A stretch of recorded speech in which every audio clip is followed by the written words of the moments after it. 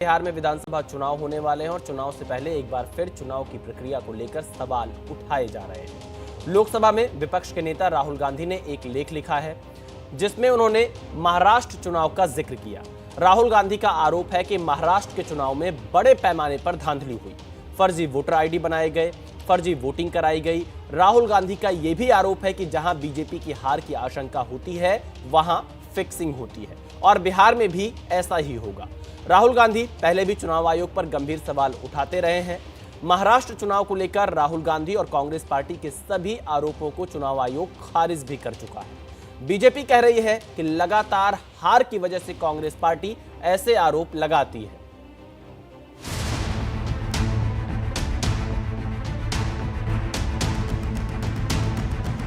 बिहार में विधानसभा चुनावी सरगर्मी तेज होते ही नेता प्रतिपक्ष राहुल गांधी ने एक बार फिर वोटर लिस्ट वाले विवाद को हवा दे दी।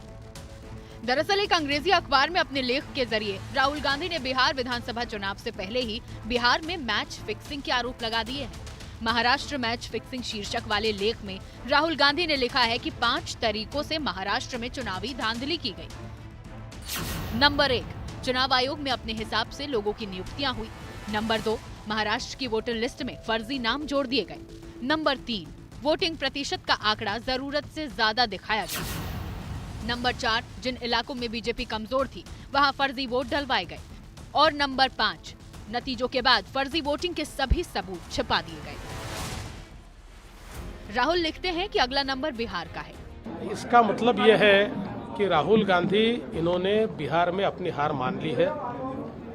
मैं हमेशा ये कहता हूं कि जब तक राहुल गांधी जमीन पर नहीं उतरेंगे, तथ्यों को जब तक वो नहीं समझेंगे और जब तक अपने आप से झूठ बोलेंगे, अपने आप को झूठा आश्वासन और झूठा दिलासा देंगे, तब तक उनकी पार्टी कभी जीत नहीं सकती।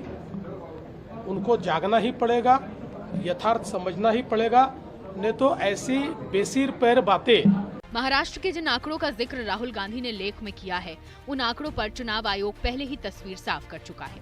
आयोग ने एक बार फिर जवाब देते हुए कहा है, मतदाताओं से अनुकूल चुनाव परिणाम नहीं मिलने के बाद चुनाव निकाय को बदनाम करना पूरी तरह बेतुका काम है।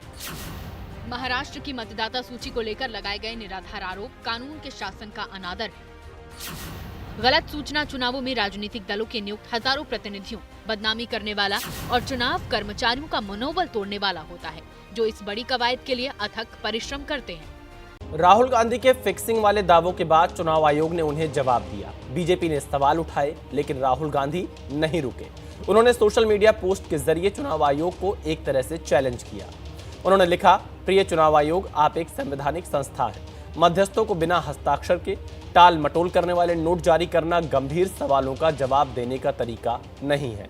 अगर आपके पास छिपाने के लिए कुछ नहीं है तो मेरे लेख में दिए गए सवालों का जवाब दें। महाराष्ट्र सहित सभी राज्यों के लोकसभा और विधानसभा के सबसे हालिया चुनावों के लिए consolidated digital machine readable voter list publish करें। महाराष्ट्र के मतदान केंद्रों से शाम 5 बजे के बाद की सभी सीसीटीवी फुटेज जारी करें। टाल मटोल करने से आपकी विश्वसनीयता सुरक्षित नहीं रहेगी, सच बोलने से आपकी विश्वसनीयता सुरक्षित रहेगी।